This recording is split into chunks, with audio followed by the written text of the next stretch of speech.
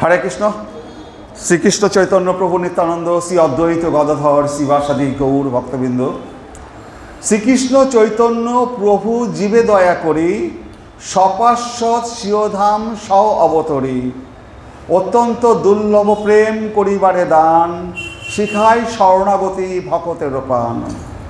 দৈন আত্মনিবেদন গোপতৃপ্তে বরণ, অবশ্য রক্ষিবে কৃষ্ণ বিশ্বাস পালন। ভক্তি অনুকূল মাত্র কার্যের শিকার, ভক্তি প্রতিকূল ভাব বর্জনাঙ্গীকার। সরঙ্গ শরণাগতি হইবে যাহার, তাহার প্রার্থনা শুনে শ্রীনন্দ কুমার। রূপ সনাতন পদে দন্তে তিন করি, ভক্তি বিনোদ পরে দুহ পদ ধরি। কাঁদিয়া কাঁদিয়া বলে আমি তো অধম, শিখায়ে শরণাগতি করহে উত্তম। তো শরণাগতি ভগবানের প্রতি আমাদের প্রত্যেকের শরণাগতি করতে হবে। তাহলে শ্রীকৃষ্ণ চৈতন্য প্রভু জীবে দয়া করি, এই চৈতন্য মহাপ্রভু জীবকে দয়া করার জন্য সপার্শ্বদ শিওধাম সহ অবতরী। তার সপার্শ্বদ নিত্যানন্দ প্রভু, অদ্বৈত আচার্য সমস্ত পার্শ্বদদের নিয়ে মহাপ্রভু অবতরণ করেছিলেন আমাদের নবদ্বীপে। তাই শ্রীকৃষ্ণ চৈতন্য প্রভু জীবে দয়া করি, সপার্শ্বদ শিওধাম সহ অবতরণ, এখন ধাম সহ পার্শ্বদের সহ একবারে অবতরণ করেছিলেন এই নবদ্বীপ মায়াপুরে। ও কেন করেছিলেন? অত্যন্ত দুর্লভ প্রেম করিবারে দান, এই দুর্লভ প্রেম দান করবার জন্য তিনি এসেছিলেন। শিখায় শরণাগতি ভকতেরও প্রাণ, তিনি শরণাগতি শিক্ষা দিচ্ছেন ভক্তদের কাছে। দৈন, দৈন মানে ভগবানের প্রতি আমি যদি বড়লোকও হই, আমি যদি জ্ঞানীও হই, কিন্তু ভগবানের কাছে আমি শিশু, আমার দৈন্যতা প্রকাশ করতে হবে। হে ভগবান, আমাকে তুমি কৃপা করো, আমি দৈন্য, আমার কিছু নেই। অর্জুনের মতো, অর্জুন এত বড় বীর, কিন্তু ভগবানের সামনে একেবারে বাচ্চা ছেলের মতো কাঁদছে। তা আমরা কি অর্জুনের মতো হতে পেরেছি? আমরা সামান্য কিছু নিয়ে একটা অহংকারে আমরা মাটিতে পা ফেলছি না। তাই দৈন্যতা থাকতে হবে প্রত্যেকে, যত বড়ই হই না কেন ভগবানের কাছে দৈন্যতা প্রকাশ করতে হবে। তারপরে বলছে আত্মনিবেদন। আত্মনিবেদন কেমন আত্মনিবেদন? বলি মহারাজ কি করেছিল? পুরোপুরি ভগবানের, যখন বলল যে ত্রিপাদ ভূমিতে ভগবান সব অধিকার করছে, তৃতীয় পা কোথায় রাখবে? বলি মহারাজ তার মাথাটা পেতে দিয়েছিল। সম্পূর্ণরূপে আত্মনিবেদন, ওই ষষ্ঠাঙ্গে প্রণাম না, একেবারে আত্মনিবেদন, আমার কিছু নেই, একেবারে ষষ্ঠাঙ্গে প্রণাম করতে হবে, আত্মনিবেদন। তারপর হচ্ছে দৈন্য আত্মনিবেদন গোপতৃপ্তে বরণ, ভগবানকে গোপতৃপ্তে বরণ করতে হবে। ভগবানই একমাত্র আমার, আর কেউ নয়। তারপরে অবশ্য রক্ষিবে কৃষ্ণ বিশ্বাস পালন, আমি যত বিপদেই পড়ি না কেন কৃষ্ণ আমাকে রক্ষা করবেন, এই বিশ্বাসটা মাথায় রাখতে হবে। আমি বিপদে পড়েছি বলেই আমি ছুটে গেলাম ওঝার বাড়িতে, আমি ছুটে গেলাম জ্যোতিষীর বাড়িতে, না। মন্দিরে আসুন, ভগবানের কাছে আত্মনিবেদন করুন, প্রার্থনা করুন, ভগবান তুমি আমাকে কৃপা করো, আর হরে কৃষ্ণ কৃষ্ণ কৃষ্ণ হরে হরে, হরে রাম রাম রাম রাম হরে হরে জপ করুন। আর খুব বেশি হলে এই বইয়ের মধ্যে আমাদের একটা শ্লোক আছে নৃসিংহ কবচ, ওটা পাঠ করুন প্রতিদিন। আর পারলে পরে নিরামিষাশী হন, মাছ মাংস খাবেন না, আর এই পাঠ করুন। আপনাদের যত সমস্যা আছে সমস্ত সমস্যা দূর হয়ে যাবে। তার জন্য কোনো জ্যোতিষী, কোনো ঝাড়ফুঁকের বাড়ি যাওয়ার দরকার নেই। এই বিশ্বাস পালন করতে হবে যে এই কৃষ্ণের নাম স্মরণ করছি, আর এই বইয়ের মধ্যে নৃসিংহ কবচ আছে, এটা যদি পাঠ করি যার যত সমস্যা আছে সমস্ত সমস্যা দূরীভূত হবে। তো এই বিশ্বাস যদি পালন করেন সমস্ত কিছু ধরে যাবে। তো হরে কৃষ্ণ। আমি একটা ছোট্ট ঘটনা বলতে চাই না, তাও বলছি। কৃষ্ণগড়ের একজন বিরাট বড় রাজনীতিবিদ, তো তিনি অনেক টাকা, সরকারের অনেক টাকা তিনি নয়ছয় করেছেন। তো আমাকে খুব ভালোবাসেন, আর উঁচু লম্বা অনেক বড় রাজনীতিবিদ। আমাকে ধরলেন যে স্বপন, আমি এরকম ফেসে গেছি, থানা পুলিশ, আমার বিপদ, আমি কী করব? আমি কি বলবো, অত বড় রাজনীতিবিদ। আমি বললাম আপনি নৃসিংহ কবচ পাঠ করুন। তো নৃসিংহ কবচ পাঠ করুন। আর সে এমনিতে ভক্ত, কিন্তু যার যেমন স্বভাব সেটা করেছে। তো আমি বললাম নৃসিংহ কবচ পাঠ করুন। সে 1 মাস কি 1.5 মাস নৃসিংহ কবচ পাঠ করেছে। 1 মাস কি 1.5 মাস নৃসিংহ কবচ পাঠ করেছে। তো ভগবান কি করলো, একবারে উপরে তুলে নিয়েছে, মানে তার সমস্ত সমস্যার সমাধান করে দিয়েছে। সে দেহ রেখেছে, চলে গেছে উপরে। তার জেল ফেল হয়ে যাবে এরকম অবস্থা, তাকে আর জেলে নিয়ে যেতে পারলো না। আমি জানি না এটা নৃসিংহ কবচের গুণ কিনা, কিন্তু 1 মাস কি 1.5 মাসকে খুব ভক্তি সহকারে পাঠ করেছে এই বিপদ থেকে রক্ষা পাওয়ার জন্য, কিন্তু ভগবান তাকে উপরেই তুলে নিয়ে গেছে একেবারে। হরে কৃষ্ণ। আমি তো এই কথা তো কাউকে বলা যায় না, তখন বললে তোমার জন্য এই লোকটা উপরে চলে গেল। আমি মনে মনে ভাবলাম যে ভগবানের কি লীলা, তাকে বিপদ থেকে কেমনভাবে উদ্ধার করে দিল, তাকে কোথাও জেল টেলে যেতে হলো না, একবারে উপরে ভগবানের ধামে নিয়ে চলে গেল। হরে কৃষ্ণ। তো আমি বলছি নৃসিংহ কবচটা এমনই, আপনারা পাঠ করলে আপনাদেরকে উপরে তুলে নেবে তা নয়, তার বোধহয় ওইটা ছাড়া আর কোনো পথ ছিল না। তা আপনাদের সমস্ত সমাধান সব দূরীভূত করে দেয় নৃসিংহ কবচের, এত শক্তিশালী। আর সে ভক্তও ছিল। ভক্ত বলতে কি, সে চৈতন্য মহাপ্রভুর একটা সে গ্রন্থ লিখেছে, তার সে 50 বছর ধরে সাহিত্যের সাথে যুক্ত ছিল। তো বিরাট বড় রাজনীতিবিদ, পয়সার রাজনীতি করতে গেলে পয়সার খেলদেল হয়, অনেক টাকা সরকারে নয় ছয় করেছে। যাই হোক, তার জেল ফেল ছাড়া সে কোনো পথ ছিল না। লাস্টে নৃসিংহ কবচ পড়ে একেবারে সুস্থ শরীর, 1.5 মাসের মধ্যে একেবারে ভগবত ধামে চলে গেল। হরে কৃষ্ণ।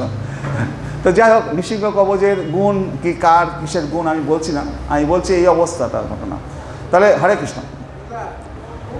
তো তারপরে বলছি যে অবশ্য রক্ষিবে কৃষ্ণ বিশ্বাস পালন, ভক্তি অনুকূল মাত্র কার্যের শিকার। যারা ভগবত ভক্ত তাদের সাথেই দোস্তি করতে হবে, ভক্তি অনুকূল মাত্র কার্যের শিকার। যেখানে যাব সেখানে ভক্তি অনুকূল নেই, সেই পরিবেশটা ভক্তি অনুকূল নয়, সেখানে যাওয়া উচিত নয়। যেমন মা উমা দক্ষের যজ্ঞেতে যাবে, শিব বারণ করছে, ওটা তোমার অনুকূল জায়গা নয়, কিন্তু মা উমা সেখানে যাবেই। আমার পিতা যজ্ঞ করছে, আমি যাব না, এটা হতে পারে না। কিন্তু গিয়ে কি হলো, তার সতীকে দেহ রাখতে হলো। তাহলে ভক্তের অনুকূল, যেখানে ভক্তের অনুকূল, যেখানে 5 জন ভক্ত বসে আছে, যেখানে ভক্ত কথা ভক্তি কথা হচ্ছে, সেখানে যেতে হবে। আর ভক্তের প্রতিকূল ভাব বর্জনাঙ্গীকার, যেখানে ভক্তের প্রতিকূল ভাব, যেখানে লোকেরা সিনেমার গল্প, রাজনীতির গল্প, এই সমস্ত গল্প নিয়ে পরিবেশটা থাকে, সেই সব নিয়ে থাকে, সেই সব জায়গায় আমি যাব না।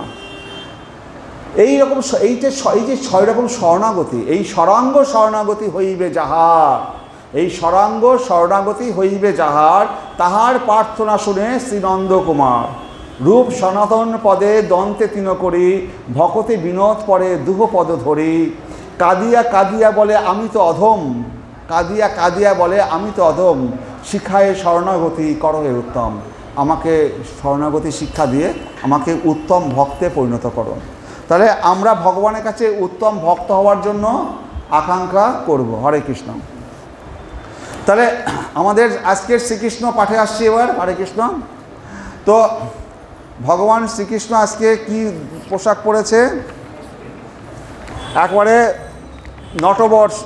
নটবর সেজেছে। হরে কৃষ্ণ। কোথায় গেল? নতুন যে নামকরণ একটা দিচ্ছেন না, বিশুদ্ধ কি নাম, জানতে চাইছি। শুদ্ধ ভক্ত দাস। শুদ্ধ ভক্ত দাস, এটা এই যে লেখা আছে, নিয়ে আসছি না। হ্যাঁ,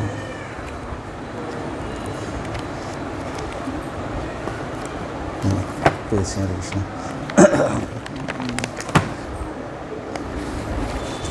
হরে কৃষ্ণ।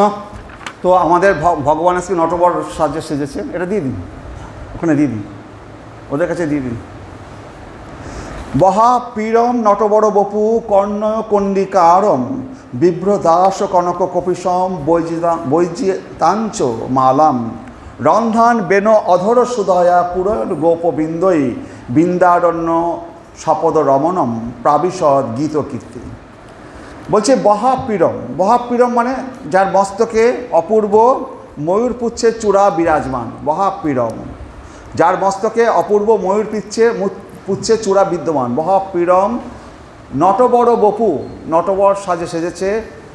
কর্ণয় কণ্ডিকারম, কর্ণ মানে নটবর, যিনি সাক্ষাৎ নটবর এবং বিগ্রহটি নটবর। কর্ণয় কণ্ডিকারম, যার কর্ণে কর্ণিকার কুসুম শোভিত বিভ্র দাস ও কনক কপিসম গলিত কাঞ্চনের মতো উজ্জ্বল পীতবর্ণের বসন যার পরিধানে। পীতবর্ণ মানে হলুদ বর্ণের বসন, দেখুন ভগবানের পরনে হলুদ বর্ণের মানে ধুতিটা পীতবর্ণের, তাহলে পরনে হচ্ছে গলিত কাঞ্চনের মতো সোনার মতো উজ্জ্বল পীত বসন যার পরিধানে বৈজিতাঞ্চ মালাম এবং গলদেশে বৈজন্তী মালা সুশোভিত। বৈজন্তী মালা কাকে বলে? 5 রকম ফুল দিয়ে যে মালা গাঁথা হয় তাকে বলে বৈজন্তী মালা। আর কি করছেন ভগবান শ্রীকৃষ্ণ? গোপাল গোবিন্দ সকালবেলায় মা যশোদা তাকে সাজিয়ে দিয়েছে, নটবর রূপে সাজিয়ে দিয়েছে, হাতে বাঁশি নিয়েছে। আর সখারা তো একেবারে দল বেঁধে আগের থেকেই গোবিন্দের মা যশোদার ঘরে ওখানে গিয়ে আঙিনায় বসেছিল। যেই গোপাল সাজানো হয়ে গেছে, গোপাল বেরিয়েছে, আর সব সখারা গোপসখারা হই হই করে গোবিন্দকে নিয়ে গোপালকে নিয়ে তারা বেরিয়ে আসছে মায়ের ঘর থেকে, যশোদার ঘর থেকে। আর সবাই কোথায় যাবে?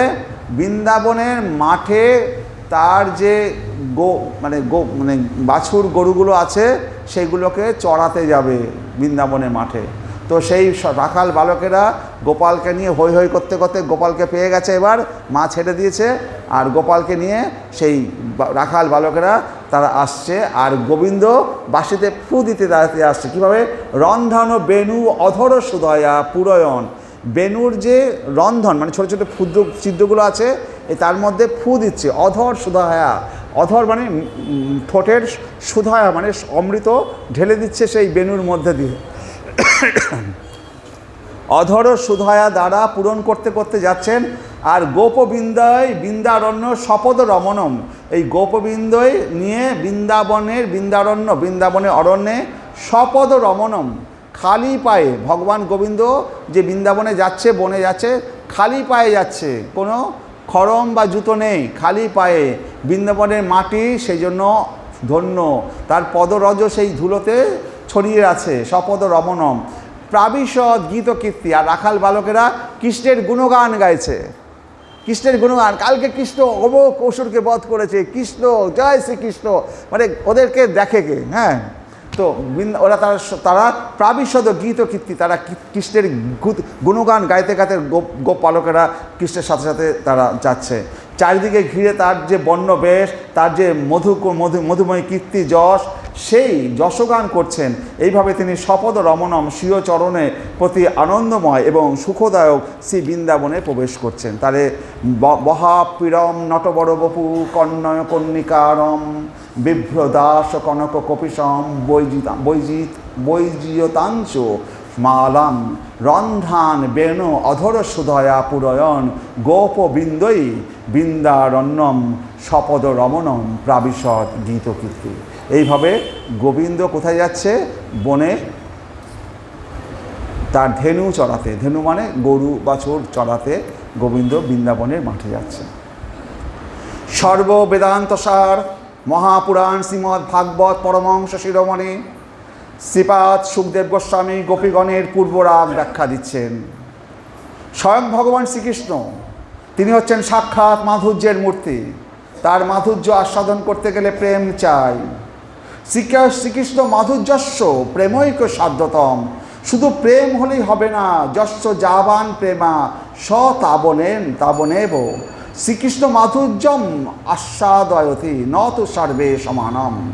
ভক্তগণ সকলে যে একরকম কৃষ্ণ মাধুর্য আস্বাদন করবেন তা নয়। যস্য যাবান প্রেমা। ভগবান শ্রীকৃষ্ণ কেমন দেখতে?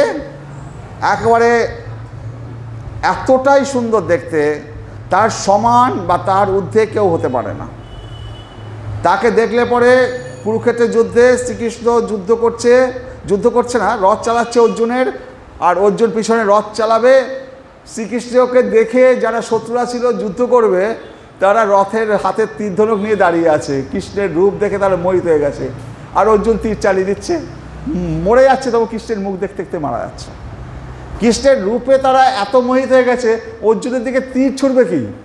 হাতে ধনুক নিয়ে কৃষ্ণের যেই মুখটা দেখেছে, কার সাথে যুদ্ধ করবে? কৃষ্ণের মুখ দেখেছে, হাতের ধনুক তীর হাতেই পড়েছে, ও তীর আর যোজন করতে পারছে না কৃষ্ণের রূপ দেখে। আর তার মধ্যে অর্জুনের তীর এসে লাগছে।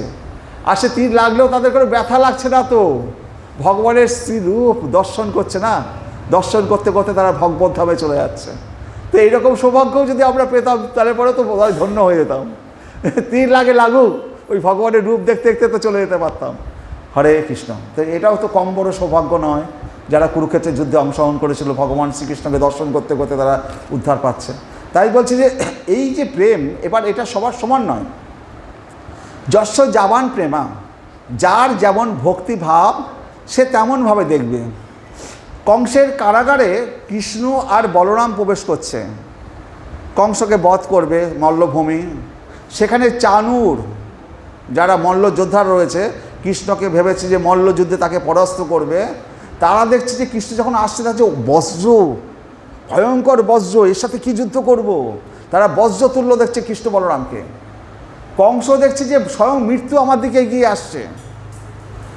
আর মথুরার যে রমণীরা, তারা দেখছে এইরকম সুন্দর প্রেমিক, এত তার রূপ, এত তারা সৌন্দর্য, আর এ কিনা বৃন্দাবনের গোপীরা এর প্রেম আস্বাদন করেছে, আমরা মথুরাবাসী এর প্রেম আস্বাদন করতে পারিনি।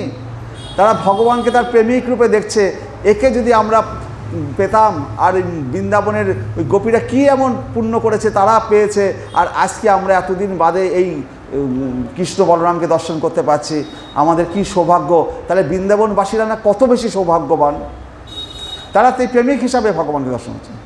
আর যারা মায়েরা সেই কংসের মল্লভূমি, তো সেখানে অনেক স্টেডিয়াম, সবাই দর্শন করতে এসছে, মায়েরা কৃষ্ণ বলরামকে দেখে তাদের মাতৃদুগ্ধ স্তন্য ক্ষরিত হচ্ছে এইরকম কৃষ্ণ বলরাম বাৎসল্য প্রেমে। আর পিতারা যারা বয়স্ক লোকেরা আছে, তারা তাদের পুত্র হিসাবে তাদেরকে দেখছে। তাহলে যস্য যাবান প্রেমা, যার যেমন প্রেম কৃষ্ণকে সেই রকমভাবে দর্শন করছে। তো আপনারা কৃষ্ণকে সবাই দর্শন করছেন, যার যেমন ভক্তি সেই হিসাবে সে কৃষ্ণকে পাচ্ছে। যস্য যাবান, যখন কৃষ্ণ বলরাম কংসের রণক্ষেত্রে প্রবেশ করছেন, মল্লযোদ্ধাগণ দেখছেন যেন একেবারে অশনি বজ্রস্বরূপ, শ্রীগণ দেখছেন মূর্তিমান কন্দর্প প্রেমের নাগর, আবার কংস দেখছে মৃত্যু ভোজপথে, অর্থাৎ সাক্ষাৎ আমার মৃত্যু আসছে। যদিও গোপীগণ যে মাধুর্য আস্বাদন করেন, সেই মাধুর্য আসল শ্রীকৃষ্ণের রূপ ও লাবণ্য সাহার অসমর্থ। যদিও এই লাবণ্য সার কৃষ্ণের থাকে, তবে তিনি সেটা পেলেন কোথায়? এটি তো অনন্য সিদ্ধম, এরকম রূপ এরকম সৌন্দর্য তো অনন্য সিদ্ধম, এটা তো অন্য কোথাও দেখা যায় না। সখী হে, তো মথুরার যে রমণীরা যারা কৃষ্ণকে প্রেম দেখে কৃষ্ণের প্রতি প্রেমে ভালোবেসেছে, তারা বলছে সখী হে, কোন তপ কইল গোপীগণ, কৃষ্ণরূপ মাধুরী পিবি নেত্র ভরি, শ্লাঘ্য করে জন্ম তনুমন। যে মাধুরী উদ্ধ আন নাহি যার সমান, পরবমে স্বরূপের গণে, যেহ সব অবতারী পরবমে অধিকারী, এ মাধুর্য নাহি নারায়ণে। বলছে সখী হে সখী, কোন তপ কইল গোপীগণ, এইরকম রূপমাধুর্য যে গোপীরা, বৃন্দাবনের গোপীরা আস্বাদন করেছে, তারা কি এমন তপস্যা করেছে যে এরকম কৃষ্ণকে, এরকম কৃষ্ণের রূপ ও মাধুর্য আস্বাদন করেছে। এবং কৃষ্ণরূপ মাধুরী পিবি নেত্র ভরে, চোখ দিয়ে পান করেছে, পিবি নেত্র ভরে, শ্লাঘ্য করে জন্ম তনুমন, তাদের জীবন সার্থক করেছে, তাদের হৃদয় শরীর এই সার্থক করেছে ভগবানের এই রূপ সৌন্দর্য দর্শন করে। আমরা তো সেই ভগবানের রূপ সৌন্দর্য দর্শন করার সৌভাগ্য লাভ করতে পারিনি। যে মাধুরী ঊর্ধ্ব আন নাহি যার সমান, এই মাধুরী এই মাধুর্য ঊর্ধ্ব আন যার নাহি সমান, পরবমে স্বরূপের গণে, যেহ সব অবতারী পরবমে অধিকারী, এ মাধুর্য নাহি নারায়ণে। আর যত অবতার আছে তাদেরও নেই, এমনকি যেহ সব অবতারী পরবমে অধিকারী, এ মাধুর্য নাহি নারায়ণে, নারায়ণেও পর্যন্ত এ মাধুর্য নেই। কারণ নারায়ণের 60টে গুণ আর শ্রীকৃষ্ণের 64 গুণ, রূপমাধুরী, বেণু মাধুরী, লীলা মাধুরী, এরকম 4টে গুণ এক্সট্রা শ্রীকৃষ্ণের মধ্যে রয়েছে। তা এই রূপমাধুরীর যে এত সুন্দর রূপমাধুরী, তো এটা কীরকম রূপ তার? বলছে তাতে সাক্ষী সেই রমা, নারায়ণের প্রিয়তমা, পতিব্রতা গণের উপাস্যা।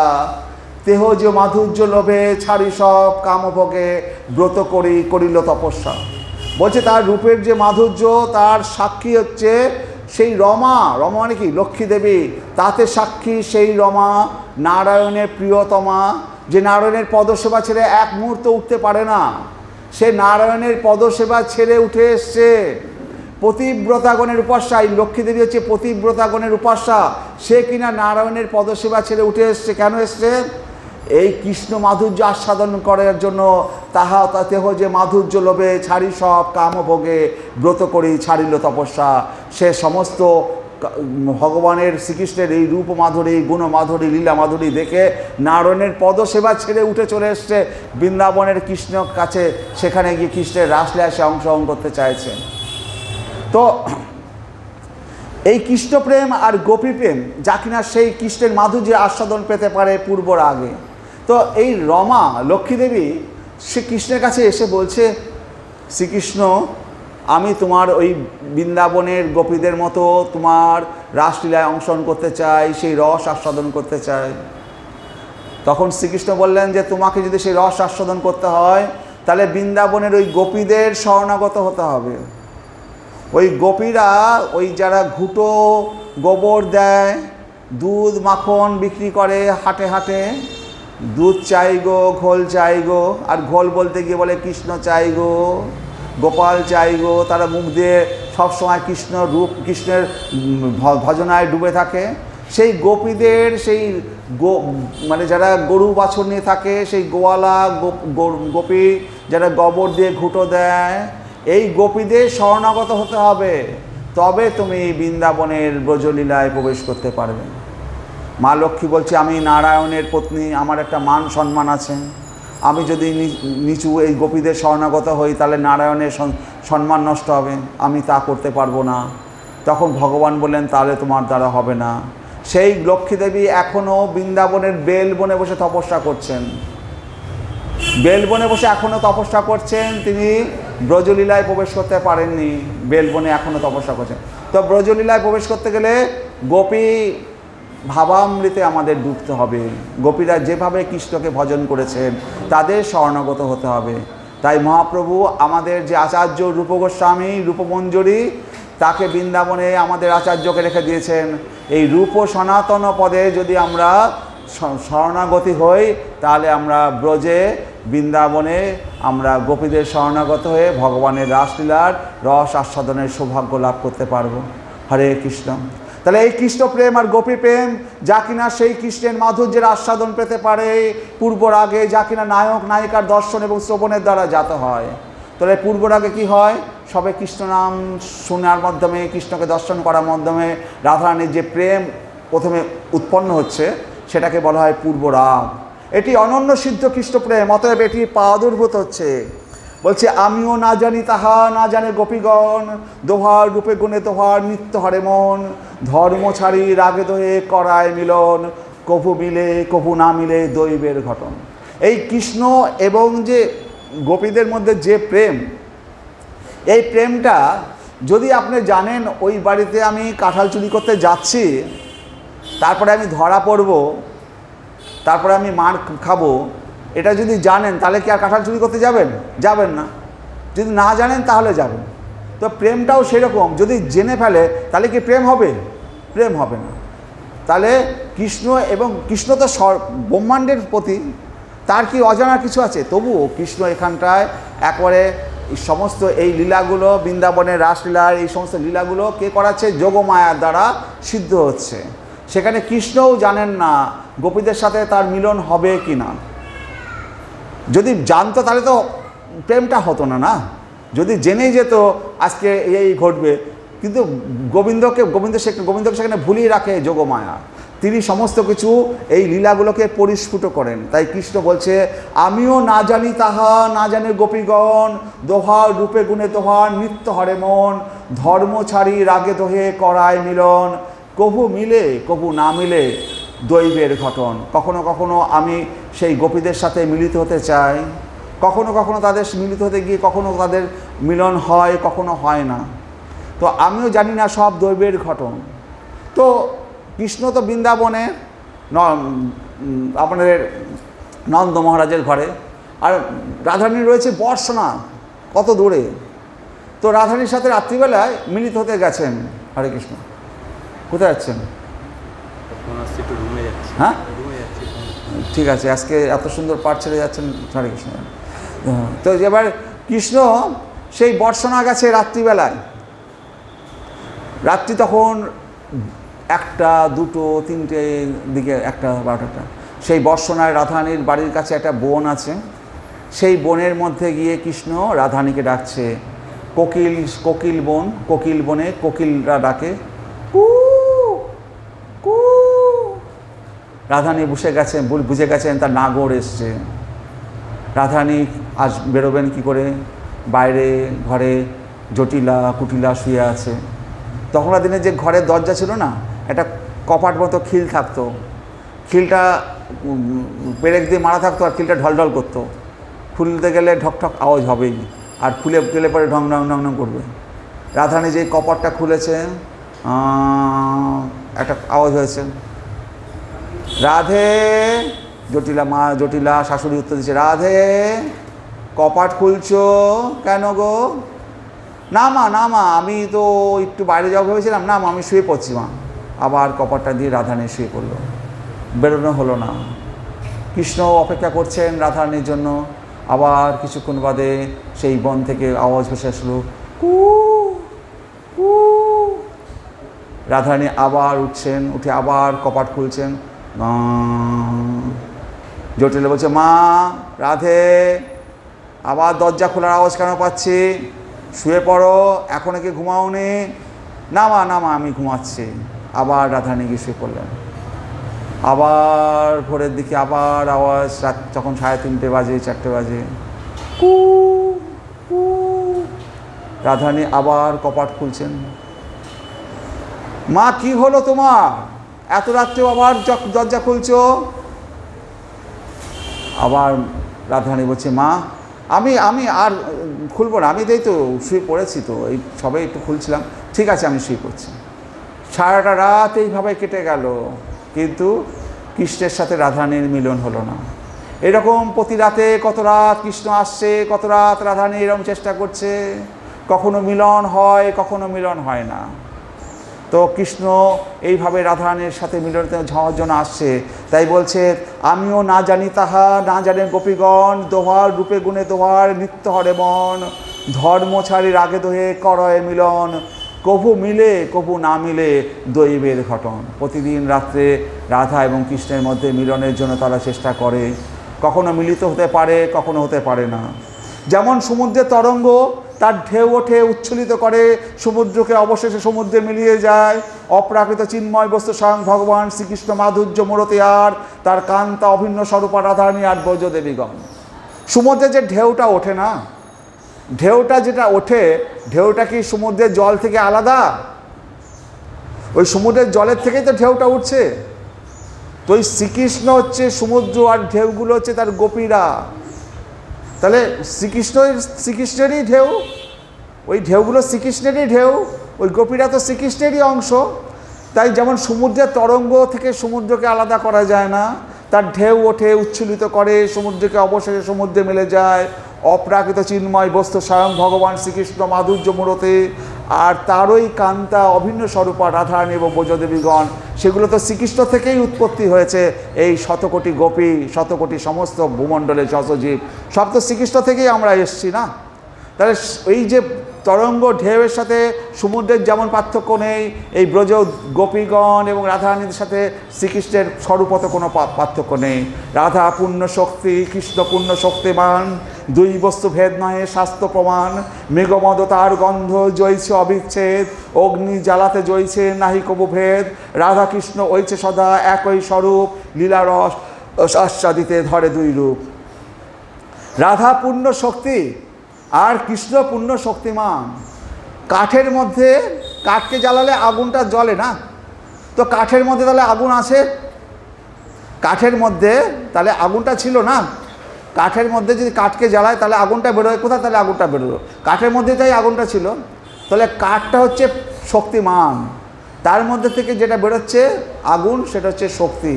তাহলে রাধা হচ্ছে পূর্ণ শক্তি, আর ওই কাঠটা হচ্ছে পূর্ণ, কৃষ্ণ হচ্ছে পূর্ণ শক্তিমান, যার মধ্যে এই শক্তিগুলো অবস্থান করছে। দুই বস্তু ভেদ নাই শাস্ত্র প্রমাণ। এই শক্তি এবং শক্তিমানের মধ্যে, এই কাঠ এবং আগুনের মধ্যে কোনো ভেদ নেই। মৃগমদ তার গন্ধ জয়সে অবিচ্ছেদ। মৃগ মানে হরিণের নাভিতে একটা কস্তুরী হয়, সেই কস্তুরীটার সাথে সেই হরিণের কোনো পার্থক্য আছে? হরিণের নাভি থেকেই তো কস্তুরীটা হচ্ছে।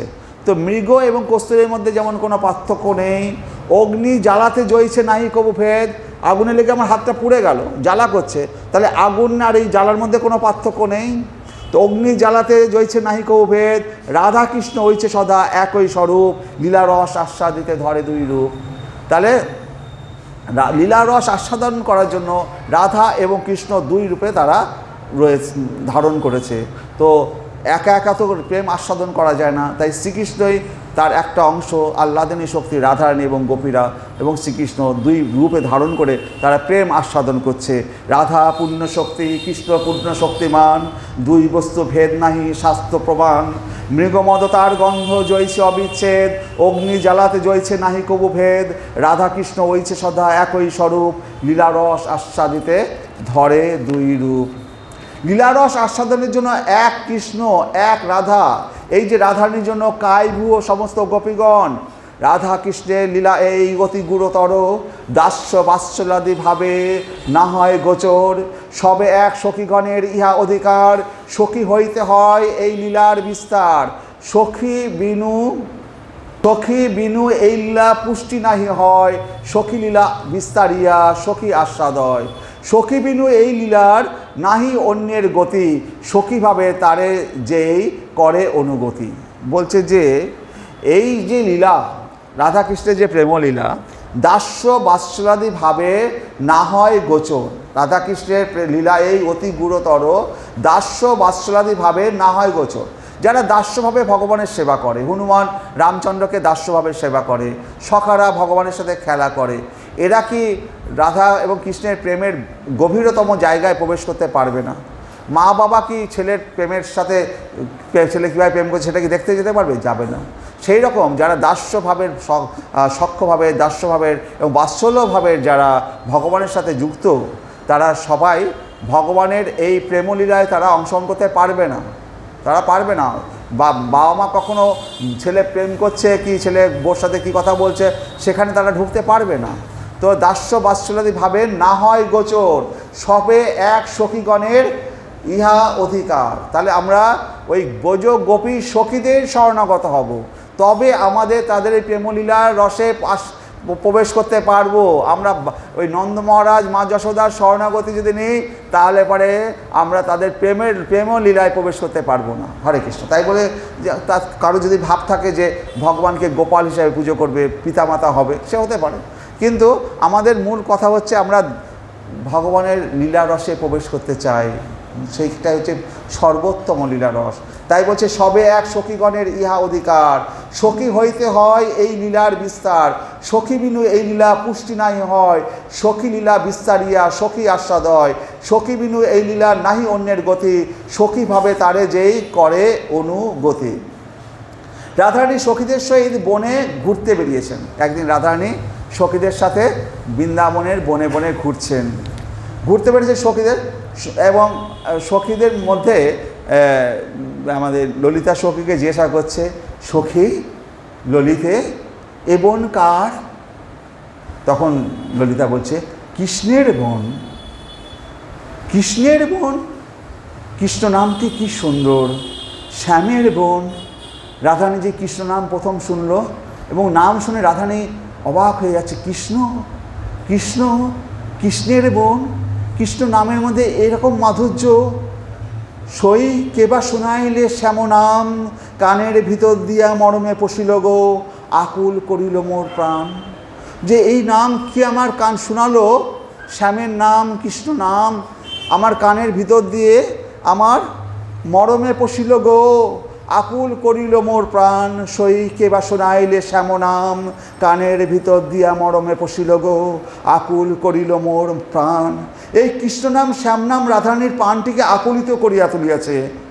না জানি কতেক মধু শ্যাম নামে আছে গো। বদন ছাড়িতে নাহি পারে। জপিতে জপিতে নাম অবশ করিল গো। কেমনে বা পাশরিব তরে। বলছে না জানি কতেক মধু শ্যাম নামে আছে গো। এই শ্যাম নামে কৃষ্ণ নামে কত মধু আছে। বদন ছাড়িতে নাই পারে, মুখ থেকে এই কৃষ্ণ নাম আর ছাড়তে পারছি না। জপিতে জপিতে নাম অবশ করিল, এই কৃষ্ণ নাম জপ করতে করতে শরীরটাকে অবশ হয়ে যাচ্ছে।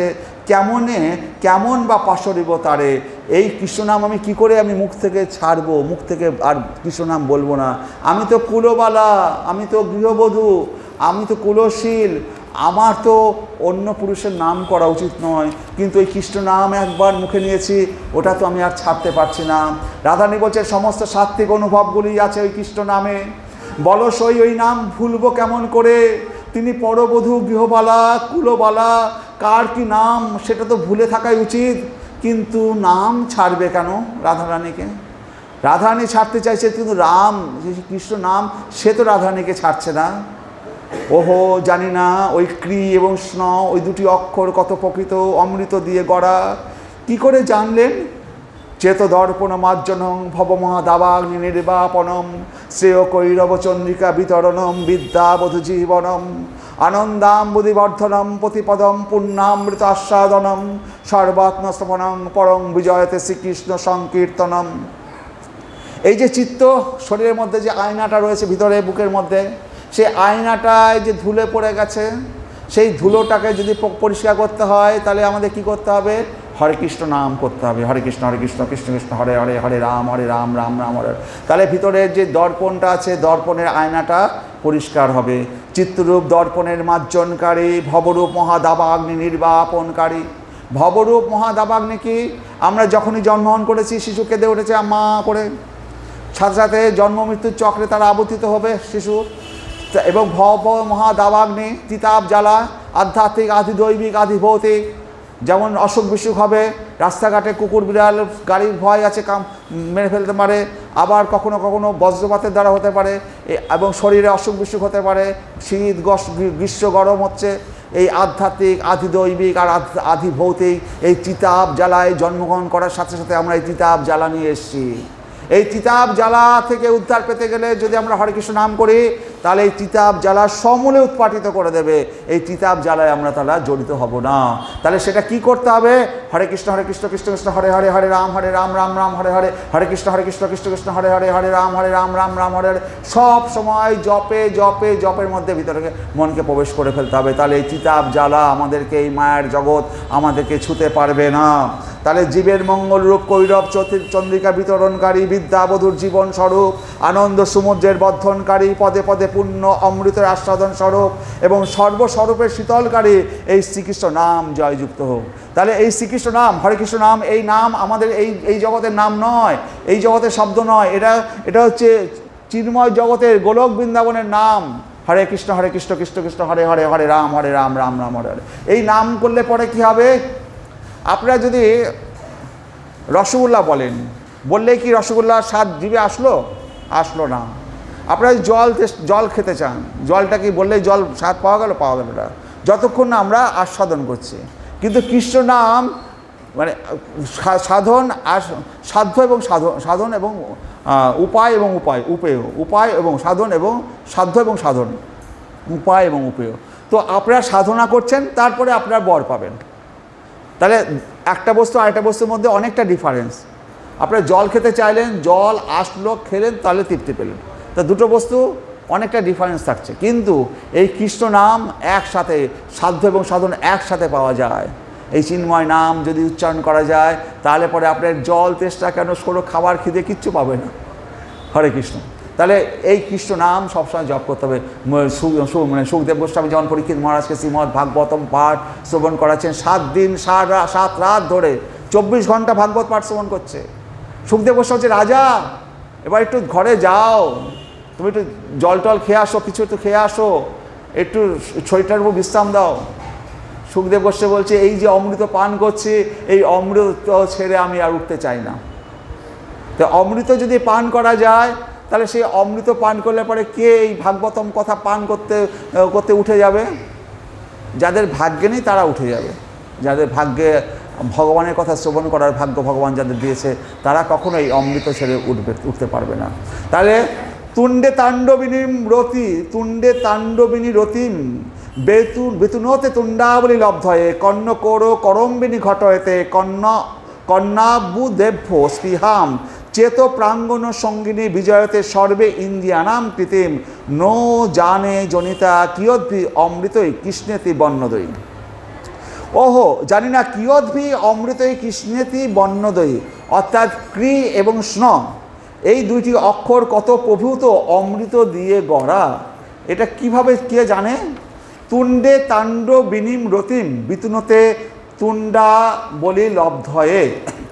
যখন জিহ্বায় নাম কীর্তন করি না, কৃষ্ণ কৃষ্ণ কৃষ্ণ হরে কৃষ্ণ, জিহ্বায় নাম কীর্তন করি, তখন জিহ্বায় নাম কীর্তন করে আশ মেটে না।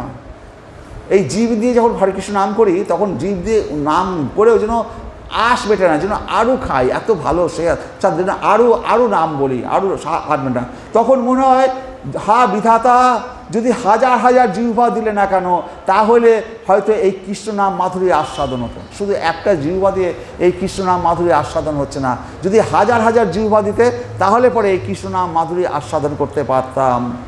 তাহলে কর্ণে কৌর করম বিনি ঘটয়তে কন্যাব বুধেব্য স্পৃহাম, যখন কানে এই কৃষ্ণ নাম শুনি, তখন মনে হয় আহা মধুর নাম, কি কহব নামের মাধুরী, কেমনে অমিয়া দিয়া কি জানি গড়িল ইহা, কৃষ্ণ এই দুই আখর করি। যখন এই কৃষ্ণ নাম কর্ণে শুনি, তখন মনে হয় যদি অর্বুদ কান হইতো তাহলে ভালো হইতো। যদি আমাদের হাজার হাজার কান হতো, তাহলে কৃষ্ণ নাম মাধুরী, এই কৃষ্ণ কথা শ্রবণ করতে পারতাম ভালোভাবে। চেত প্রাঙ্গণ সঙ্গিনী বিজয়তে সর্বেই ইন্দ্রিয়া নাম কৃতিম, যখন চিত্ত প্রাঙ্গণের সঙ্গিনী হয়, অর্থাৎ যখন কৃষ্ণ নাম স্মরণ করি, তখন সর্বে ইন্দ্রিয়া নাম কৃতিম, ইন্দ্রিয়ের আর কোনো শক্তি থাকে না, আর কোনো বৃত্তিও থাকে না। রাধারানী কিছুতেই কৃষ্ণ নাম আর শ্যাম নাম যেন ভুলতে পারছেন না। তো সেই কৃষ্ণ নাম আর শ্যাম নাম রাধারানী সেই বলছেন যে আমি একটা জিহ্বা দিয়ে শ্রবণ পাঠ করতে পারছি না, যেন হাজার হাজার জিহ্বা চাই, হাজার হাজার কান চাই, তবে যেন এই কৃষ্ণ নাম শ্রবণ করতে পারে। যারা প্রেম করেছেন ছোটোবেলায় তারা দেখেছেন, তো তখন কি হতো, কেউ কোনো বন্ধু যদি ওই প্রেমিকের কথা বলতো, এই বল না কী শুনেছিস সম্বন্ধে, তার সম্বন্ধে শোনার জন্য কানটা যেন আরও বেশি বেড়ে যেত। যারা প্রেম করেছে তারা এটা জানে।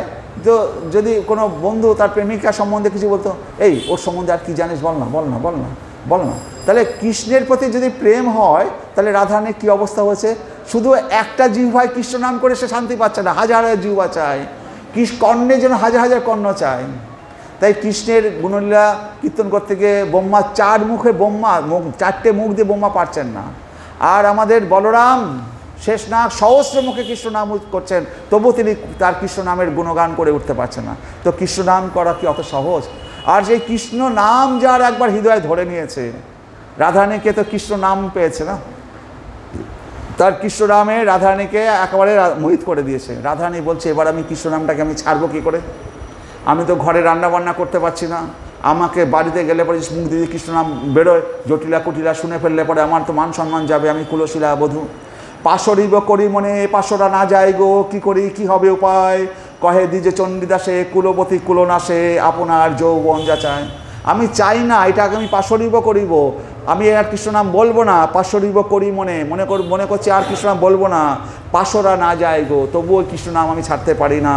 কি করি কি হবে উপায়, আমার কি উপায় হবে, কহে দ্বিজ চণ্ডীদাস কুলবতী কুলনাশে আপনার যৌবন যাচায়। আমি তো কুলবতী রমণী, আমার তো ঘর সংসার আছে, আমি যদি সবসময় কৃষ্ণ কৃষ্ণ বলি তাহলে পরে আমার কি হবে। সখীগণ বলছেন রাধে সাবধান, ভুলে যাও ওসব ভুলে যাও। কোথায় কেউ একবার কৃষ্ণ নাম বললো, কেউ একবার শ্যাম কথা শুনলে তার জন্য শ্যাম শ্যাম কৃষ্ণ কৃষ্ণ সারাদিন জপ করবে। ললিতা সখী বিশাখা সখী বলছে হে রাধে তুমি এসব ভুলে যাও, তুমি তো কুলবালা গৃহবধূ, কে কোথা থেকে তুমি একবার কৃষ্ণ নাম শুনলে, কে একবার রাধা নাম বললো, আর সব সময় তুমি কৃষ্ণ কৃষ্ণ জপ করবে, ভুলে যাও, এই কথা আর মুখে এনো না। রাধারানী বলছেন পাশরিব করি মনে পাশরা না যায় গো, ওগো সখী আমার যে ভোলবার উপায় নেই, আমি যে পাশরিব করি মনে, আমি মনে করছি যে আমি আর কৃষ্ণ নাম উচ্চারণ করব না, তবুও কৃষ্ণ নাম তো আমাকে ছাড়ছে না। পাশরিব করি মনে পাশরা না যায় গো, ওগো সখী আমার যে ভোলবার উপায় নেই। মিলনের আগে পূর্বরাগে রাধারানী এবং গোপীগণের এই অবস্থা, এই বৃন্দাবনে যে রহিয়াছি লীলা মাধুরী, প্রেম মাধুরী, বেণু মাধুরী আর রূপ মাধুরী। এই বৃন্দাবনে এই চারটে মাধুরী, বেণু মাধুরী, রূপ মাধুরী, লীলা মাধুরী। প্রথম যেদিন বাঁশি শুনলেন রাধারানী, বন থেকে যখন একটা বাঁশির আওয়াজ ভেসে আলো, আসলো মুরলীর আওয়াজ। বেণুম করণ তমরবিন্দ দলায় তাক্ষং বহার বতম সমসিতাম্বুদ সুন্দরাঙ্গম কন্দর্প কোটি কমনীয় বিশেষ শোভম গোবিন্দম আদি পুরুষং তমহং ভজামি। ও এই যে সাক্ষাৎ শব্দ ব্রহ্ম পরব্রহ্মের অধরে বাজছে, কৃষ্ণরূপ মাধুরী কি কহিব, কি মাধুরী কি বাহির হচ্ছে ওই মুরলীর দ্বারা। রাধারানী শুনলেন ঠিকই, কিন্তু জিনিসটা যে কি তা নিশ্চয় করে বলতে পারছেন না। রাধারানী যখন ওই মুরলীর বাঁশির শব্দ শুনছেন, বনের থেকে আসছে, তাই এই যে সাক্ষাৎ শব্দ ব্রহ্ম, এই কৃষ্ণের অধরামৃত থেকে যে শব্দ ব্রহ্ম বেরোচ্ছে, বাঁশির সুর, মুরলীর স্বর, এটা যে সাক্ষাৎ শব্দ ব্রহ্ম পরব্রহ্মের অধরে বাজছে। কোথা থেকে বাজছে? পরব্রহ্মের অধরে, কৃষ্ণের ব্রহ্মের অধর থেকে বাজছে। কৃষ্ণরূপ মাধুরী কি বাহির হচ্ছে এই মুরলীর দ্বারা। রাধারানী শুনলেন ঠিকই, কিন্তু জিনিসটা যে কি তা আর নিশ্চয় করে বলতে পারছেন না। ওটা কিসের শব্দ? সখী ললিতাকে প্রশ্ন করছেন রাধারানী, সখী ওটা কিসের শব্দ? কদম্বের বন হইতে কি বা শব্দ আচম্বিতে আসিয়া পশিল মোর কানে, অমৃত নিশ্চিয়া পিলি কি মাধুর্য পদাবলী কি জানি কেমন করে প্রাণে। ওই কদম্বের বন থেকে যে মুরলীর বাঁশির শব্দ ভেসে আসছে, কদম্বের বন হইতে কি বা শব্দ আচম্বিতে আসিয়া পশিল মোর কানে, অমৃত নিশ্চিয়া ফেলি কি মাধুর্য পদাবলী কি জানি কেমন করে প্রাণে। তো রাধারানীর প্রাণ আকুলি বিকুলি করে তুলেছে সেই মুরলীর বাঁশির ধ্বনি। কি শব্দ? ওটা কিসের শব্দ? কদমের বন থেকে কি শব্দ এলো? শুনিয়া ললিতা কহে, অন্য কোনো শব্দ নহে, মোহন মুরলী ধ্বনি এই। সে শব্দ শুনিয়া কেন হইলা তুমি বিমোহনে, রহ নিজ চিত্তে ধরি দেহ। তুমি ওই যে কথা শব্দটা শুনেছ, ওটাতে মোহন মুরলী ধ্বনি এই। সেই শব্দ শুনে কেন তুমি বিমোহনে, তুমি কেন নিজেকে হারিয়ে ফেলছো? রহ নিজ চিত্তে ধরি দেহ, তুমি নিজের চিত্তকে সংযত করো, ওই বাঁশির মুরলী ধ্বনি শুনে নিজেকে হারিয়ে ফেলো না। শুনিয়া ললিতা কহে, অন্য কোনো শব্দ নহে, মোহন মুরলী ধ্বনি এই। সে শব্দ শুনিয়া কেন হইলা তুমি বিমোহনে, রহ নিজ চিত্তে ধরি দেহ। ললিতা সখী বলছে, রাধে এটা অন্য কোনো শব্দ নয়, এই যে মহামোহন মুরলীর ধ্বনি, সহজ জিনিস নয় এটি। ধৈর্য ধারণ করিয়া থাকো, শুনবে না। ধৈর্য ধারণ করে থাকো, ওই মুরলীর ধ্বনি শুনবে না। রায় কহে, কে বা হেন মুরলী বাজায় যেন, বিষামৃতে অমৃত বিষামৃতে একত্র করিয়া, জল নহে হিমে জনু কাঁপাইছে সব তনু, পতিতনু শীতল করিয়া। অস্ত নহে মনে ফুটে কাটারিতে যেন কাটে, ছেদন না করে হিয়া মোর, তাপ নহে উষ্ণ অতি পোড়ায় আমার মতি, বিচারিতে না পাইয়ে ওর। বলছি যে এই মোহন, এই যে মুরলীর ধ্বনি, রায় কহে কে বা হেন মুরলী বাজায় যেন। এই মুরলী বাজানোর ফলে কি হচ্ছে? বিষামৃতে একত্র করিয়া, বিষ এবং অমৃত, একবার বিষ পান করাচ্ছে, আবার অমৃত খাইয়ে তাকে জাগিয়ে তুলছে। বিষ এবং অমৃত যেন একসাথে খাওয়াচ্ছে, মেরেও ফেলছে, আবার বাঁচিয়ে তুলছে। বিষামৃতে বলছে, বিষ এবং অমৃত একত্র করিয়া যেন আমাকে একবার মেরে ফেলছে, একবার বাঁচাচ্ছে। জল নয় হিমে জনু কাঁপাইছে সব তনু, জল নয় যেন বরফ দিয়ে আমার সমস্ত তনু ঠান্ডা করে ফেলছে, প্রতিতনু শীতল করিয়া। অস্ত্র নয় মনে ফুটে কাটারিতে যেন কাটে, কোনো অস্ত্র নেই কেন, কিন্তু মনটা যেন কাটারি দিয়ে, সেই করার দিয়ে যেন আমার মনটাকে কেটে ফেলছে, দুখণ্ড করে ফেলছে। ছেদন না করে হিয়া মোর, কিন্তু আমার হিয়াকে ছেদন করছে না, কিন্তু কাটারিতে আমার মনটাকে যেন কেটে খণ্ড খণ্ড করে ফেলছে। তাপ নহে উষ্ণ অতি পোড়ায় আমার মতে, কোনো আগুন নেই, কিন্তু আমার মতিকে আমার তাপে যেন উষ্ণ করে ফেলছে, বিচারেতে না পাইয়ে ওর। এর এই মুরলীর ধ্বনির যে সুর বা শব্দের, এর কোনো হিসাব খুঁজে পাচ্ছি না, এর কোনো বিচারিতে না পাচ্ছি না। রাই কহে কে বা হেন মুরলী বাজায় যেন, বিষামৃতে একত্র করিয়া, জল নয় হিমে জনু কাঁপাইছে সব তনু, পতিতনু শীতল করিয়া। অস্ত নহে মনে ফুটে কাটারিতে যেন কাটে, ছেদন না করে হিয়া মোর, তাপ নহে উষ্ণ অতি পোড়ায় আমার মতি, বিচারিতে না পাইয়ে ওর। এ মুরলী যে বড়ই কঠিন, এ এমন বেণুনাদ যা কিনা জলের গতিকে পর্যন্ত স্তব্ধ করে দেয়, পর্বতকে দ্রবীভূত করিয়া জলে ধর্মপ্রাপ্ত করা হয়, স্থাবর জঙ্গমকে তার বিপরীত ধর্মপ্রাপ্ত করায়, অর্থাৎ চলিতে শুরু করে চলমান বস্তুর স্থবিরত্ব প্রাপ্ত হয়। এ মুরলীর ধ্বনি বিশ্ব ব্রহ্মাণ্ডকে পর্যন্ত মোহিত করিয়া তোলে। এই মুরলীর ধ্বনি শুনলে কি হয়? যমুনার জল যেদিকে বইছিল তার উল্টো দিকে বইতে শুরু করে। জলটা যেটা বইছিল, জল তার বরফ হয়ে যায়, বরফের মতো স্থবির হয়ে যায়, স্থির হয়ে যায়, তার চলন শক্তি হারিয়ে ফেলে। গ্রহ নক্ষত্র ঘুরছে, তারা দাঁড়িয়ে পড়ে। যে পাথরগুলো ছিল, পাথরগুলো গলে যায়, তরল হয়ে যায়, দ্রবীভূত কাদা কাদা হয়ে যায়। আর এই কাদা কাদা হয় বলেই যখন মুরলীধ্বনি বাজায় কৃষ্ণ, তখন পাথরের উপর পা রাখে। বৃন্দাবনে এখনও যে ভগবানের পায়ের ছাপ পান, তো পাথরগুলো কাদা কাদা হয়েছিল বলেই তো পায়ের ছাপগুলো রয়ে গেছে না। তার গরু বাছুরের পায়ের ছাপগুলো রয়েছে, তার লাঠি রেখেছে, লাঠি কাদার মধ্যে পাথরের গুণাদের লাঠির ছাপ। সমস্ত মুরলীর ধ্বনিতে পাথরগুলো কাদা কাদা হয়ে যায়, নরম হয়ে যায়, তরল হয়ে যায়। আর যে চলমান বস্তু সে দাঁড়িয়ে যায়, আর চলনশীল বস্তু দাঁড়িয়ে যায়, আর চলমান বস্তু দাঁড়িয়ে যায়, চলনশীল। আর যেটা চলমান নয় সে চলতে থাকে। আর কি হয়? হরে কৃষ্ণ। যে গাছগুলো মরে গেছে সেগুলো জীবিত হয়ে যায়। তাহলে একবারে উল্টোভাবে চলতে থাকে এই বেণুর ধ্বনিতে। হরে কৃষ্ণ। তারপরে আরও আসবে, শুনিয়া বেণুর রব বন মাঝে ধেনু সব, মাথা তুলে ব্যাকুল নয়নে। এই বেণুর ধ্বনি শুনে বনের মধ্যে যে ধেনুগুলো রয়েছে, ধেনু মানে গরু বাছুর, তারা কি করে? ঘাস খাওয়া ছেড়ে দেয়। ছেড়ে দিয়ে যেখান থেকে ধ্বনি আসছে শ্যামের, সেই ধ্বনির দিকে কান পাতে, তারপর শ্যামের দিকে ছুটে যায়। ছুটে গিয়ে শ্যামকে চাটতে থাকে, কানুর কাছে ছুটে যায়, কৃষ্ণের কাছে। শুনিয়া বেণুর রব বন মাঝে ধেনু সব, মাথা তুলি ব্যাকুল নয়নে, ইতি উতি ফেরে যায়, তৃণপত্র নাহি খায়, ছুটে যায় শ্যাম দর্শনে। যমুনা উজান বয়, ধ্যানে চিত্ত নাহি রয়, যোগীমুনি সব ছাড়ে ধ্যান। সাক্ষী শাখে বসি, সাক্ষী মুদিয়া রহে আখি, নবীন নীরদ আগোয়ান। সতী ছাড়ে নিজপতি, লজ্জা ছাড়ে কুলবতী, খুলে যায় নিবিড় বন্ধন। পাপ পুণ্য ধর্মা ধর্ম, ভালো মন্দ কর্মা কর্ম, ক্ষুণ্ণ হয় সকল নিয়ম। মৃত তরু পায় প্রাণ, মুখ করে বেদগান, শুষ্ক তরু শোভে খিসলয়ে। সুগন্ধে মঞ্জুরি ফোটে, গুঞ্জরি ভোমরা ছোটে, মাতে তারা মকরন্দ পেয়ে।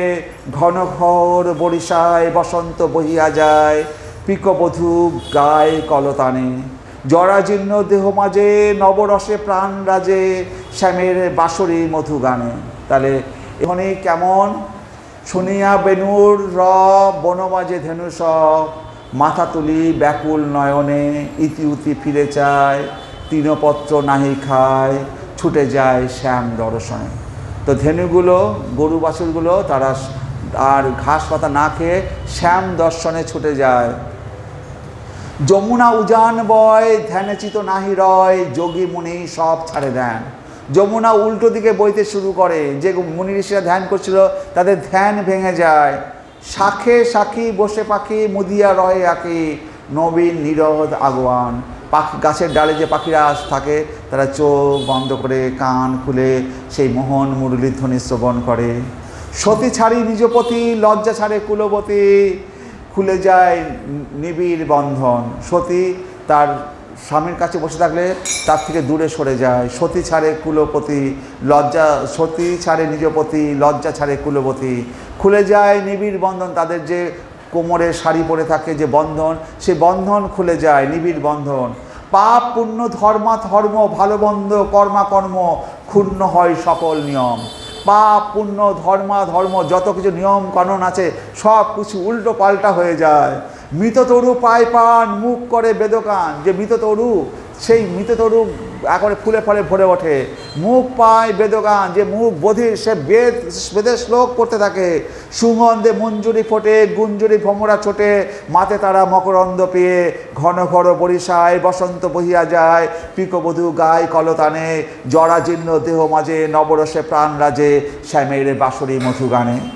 এই যে মধু গান, ইহা যে শ্যামের বংশী, অত বেণু নিনাদস্য ত্রয়ীমূর্তি মতিগতি, ত্রয়ীমূর্তি বেদমূর্তি, কাম বীজের পুষ্পুরক এই বেণুনাদ। কাম গায়ত্রীর রূপ শ্রীকৃষ্ণের বিগ্রহ, কাম গায়ত্রী মন্ত্ররূপ হয় কৃষ্ণ স্বরূপ। সাধ্য 24 অক্ষর তার হয়, সে অক্ষর চন্দ্র হয়। কৃষ্ণে করি উদয়, ত্রিজগৎ কইল কামময়। তাহলে এই বেণুর ধ্বনি শুনে ত্রিজগৎ, স্বর্গ মর্ত্য পাতাল, যত দেব দেবী আছে, অসুর আছে, যত যেখানে আছে, সবাইকে সেই কামময় কাম বীজের দ্বারা মোহিত করে তোলে এই বেণুর রব। বাঁশির সুরে চিত্তে আলোড়ন রাধারানীর। ঠিকমতো কর্ম করতে কাজকাম করতে পারছেন না, বাঁশির শব্দ শুনে। রান্না করতে যাচ্ছেন, রান্না উল্টো পাল্টা হয়ে যাচ্ছে। তো বড়াই মা জিজ্ঞাসা করছেন, কি হলো তোমার রাধে? রাধারানী বলছেন, কেনাবাসী বায়ে বড়াই কালিনী নৈকুলে, কেনাবাসী বায়ে বড়াই এ গোঠ গোকুলে, আকুল শরীর মোর বেআকুল মন, বাঁশির শবদে মো আওলাইল রন্ধন। বলছে কেনাবাসী বায়ে বড়াই কালিনী নৈকুলে, ওই কালিনী নদীর কূলে যমুনার তীরে কেনাবাসী বাজাচ্ছে। কেনাবাসী বায়ে বড়াই এ গোঠ গোকুলে, এ গোঠ গোকুলে কে বাঁশি বাজায়? আকুল শরীর মোর বেগাকুল মন, আমার শরীর আকুলি বিকুলি করছে, মন ব্যাকুল হয়ে আছে। বাঁশির শবদে মো আওলাইল রন্ধন, আমার বাঁশির শব্দে আমার রান্না করব, সেগুলো সব উল্টো পাল্টা হয়ে যাচ্ছে। আওলাইল রান্ধন। ঘুমায়ে আছেন রাধারানী। বর্ষাকাল, মেঘমেদুর আকাশ, গুরু গম্ভীর মেঘের গর্জন। ঈশ্বরী ঘুমাচ্ছেন, স্বপ্নে কৃষ্ণ দর্শন করছেন রাধারানী। সে কি অপূর্ব স্বপ্ন! ঘুম ভেঙে গেলে রাধারানী সখীকে বলছেন, সখী মনের মরম কথা তোমারে কইয়ে হেতা, শুনো শুনো পরাণে সই। স্বপনে দেখিনু যে শ্যামল বরণ দে, তাহা বিনু আর কারণই। বলছে, হে সখী, আমি একটা অপূর্ব স্বপ্ন দেখেছি। মনের মরম কথা তোমারে কই হেতা, শুনো শুনো পরাণের সই। স্বপনে দেখিনু যে শ্যামল বরণ দে, তার শ্যামল বরণ একটা ছেলে, তাহা বিনু আর কারণই। সখীকে বলছেন রাধারানী, কি আর বলবো সখী, গুটি গুটি পায়ে শেষ যে আমার পায়ের কাছে এসে বসেছে। অপূর্ব রূপমাধুরী, যা বিশ্বকে পর্যন্ত বিমোহন করে সখী, পায়ের কাছে বসে আস্তে আস্তে আমার পায়ে হাত দিচ্ছে। আর কি বলছে জানো? আমি তোমার চরণে বিকিয়ে গেলাম, তুমি আমাকে কিনে নাও। তাহলে আমি স্বপ্নে দেখলাম এক রাখাল বালক, যার রূপে সারা বিশ্ব ভ্রমণ বিমোহিত হয়ে যায়। সে গুটি গুটি পায়ে সে আমার পায়ের কাছে এসে বসেছে, আর সে কিনা আস্তে আস্তে আমার পায়ে হাত দিচ্ছে। হাত দিয়ে কী বলছে? আমি তোমার চরণে বিকিয়ে গেলাম, তুমি আমাকে কিনে নাও। রূপে গুণে রসসিন্ধু, মুখচ্ছটা যিনি ইন্দু, মালতীর মালা গলে দোলে, বসি মোর পদতলে, পায়ে হাত দিই ছলে, আমি কিনো বিকাইলু বলে। ভূষণের ভূষণাঙ্গ, কি বাজে তার ভুরুর ভঙ্গ, কাম মোহে নয়নের কোণে, হাসি হাসি কথা কয়, পরাণ কারিয়ালয়, ভুলাইতে কত রঙ্গ জানে। রসাবেশে দেই কোল, মুখে না নিঃস্বরে বল, অধরে অধর পরশিল, অঙ্গ অবশ ভেল, লাজ ভয় মান গেল, জ্ঞানদাস ভাবিতে লাগিল। বলছে রূপে গুণে রসসিন্ধু, মুখচ্ছটা যিনি ইন্দু, মালতীর মালা গলে দোলে, তার গলায় মালতীর মালা ঝুলছে, এবং রূপের রসে সে সিন্ধু, সমুদ্রের মতো সিন্ধু, মুখচ্ছটা যিনি ইন্দু, সমস্ত ইন্দুকে সে মুখচ্ছটা দিয়ে সবকে বশীভূত করে তোলে। বসি মোর পদতলে, সে আমার পদতলে বসে পায়ে হাত দিই ছলে, ছলনা করে সে আমার পায়ে হাত দিচ্ছে। আমি কিনো বিকাইলু বলে, আমি তোমার চরণে বিকিয়ে গেলাম। ভূষণের ভূষণ অঙ্গ, কি বা যে ভুরুর ভঙ্গ, তার যে ভুরুর যে নর্তন করে ভুরুর ভঙ্গ, কাম মোহে নয়নের কোণে, হাসি হাসি কথা কয়, পরাণ কারিয়ালয়, খুব মিষ্টি মিষ্টি কথা বলে, হাসি হাসি হেসে হেসে কথা বলে। হে রাধে, হে ললিতে, হে বিশাখে, এত মিষ্টি করে কথা বলে, ভুলাইতে কত রঙ্গ জানে এবং ভোলাবানোর জন্য সে কত রকম রঙ্গ জানে। রসা বেশে দেই কোন, মুখে না নিঃস্বরে বল, অধরে অধর পরশিল, অঙ্গ অবশ ভেল, লাজ ভয় মান গেল, জ্ঞানদাস ভাবিতে লাগিল, আমার মান সম্মান লাজ সব যেন আমার ধূলিসাৎ হয়ে গেল। সখীরা বলিলেন, চিন্তারই বিষয় বটে, তুমি যেরকম স্বপ্ন দেখছো, স্বপ্ন বিষয়টা তো চিন্তারই।